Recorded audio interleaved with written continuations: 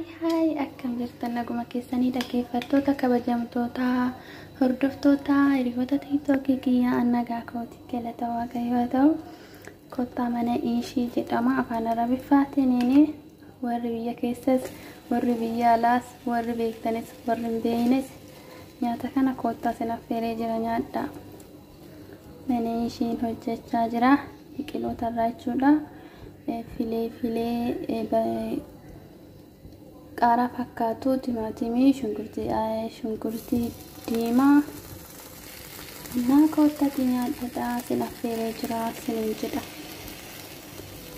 Bifa isa kana fakkaatuun baay'ee bifa bareedaa ta'een jechuudha. Viitaaminii hedduudha kan of keessaa qabu.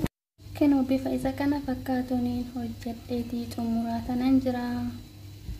Like godhaadhaan jajjabeessaan ani irraa tolcha mana ishii isa kana jechuudha. Yoo barbaaddanis gurgursitanii yoo barbaaddanis hin bitama jechuudha.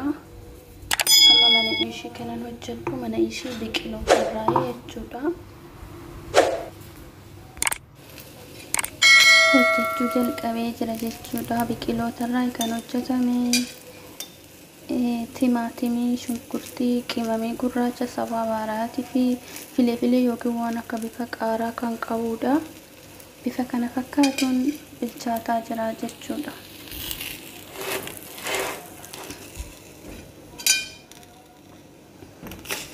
Bifa kana fakkaatuun jechuudha.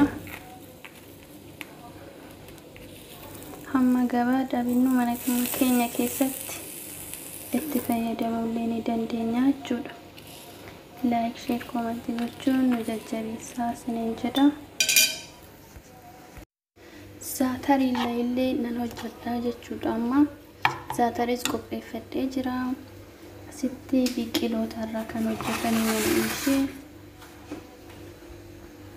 bifa kana fakkaatuun qopheessee jira jechuudha.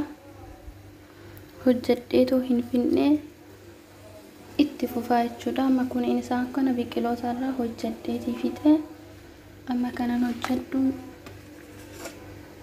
zaatarii irraa jechuudha. Bifa bareedaa kana fakkaatuun osoo hin gubin jechuudha. Amma zaatarii irraa kan hojjedhu jechuudha. Biqiloota hojjedheetii fixee jira. Zaatarii irraa kanan hojjedhu amma. Oduu ittiin baay'isinis osoo hin hanqisinis jechuudha. Zaatarii jechuun biyya keenyatti akka afaan Oromootitti talbaa isa jennuu talbaa jedhama yookiin sumsum jedhamee waamama. Sumsum afaan Arabiffaati moo maalinne warri hin beekne ani hin beeku warri beektan natti hima. Hordoftoota yuutuubii kootii isa kana fakkaatuun kanan hojjechaa jiru jechuudha. Bifa kana fakkaatuun jechuudha. Like, share, comment gochuun na jajjabeessuu hin irraanfatinaadha. Warri naaf maatiin taane kottaa natti makamaadha. Like, share, comment gochuun na jajjabeessadha. Ijoollee Oromoo kosin malee maalan qabaa. Like naa godhaadha. Laaltanii irraa hin bayinaadha. Itti gatii hin baaftan like naa godhaa na jajjabeessadha. Sinin jedha. Bifa kana fakkaatuun bifa bareedaa kanaanii jechuudha kanan hojjedhe. Isaan kun biqiloota. Zaatariin illee bilchaachaa jira. Like, share, comment gochuun na jajjabeessuu hin irraanfatinaadha. Guyyaa biraattiin hamman deebi'ee dhufutti bye bye nagaatti turaa sinin jedha.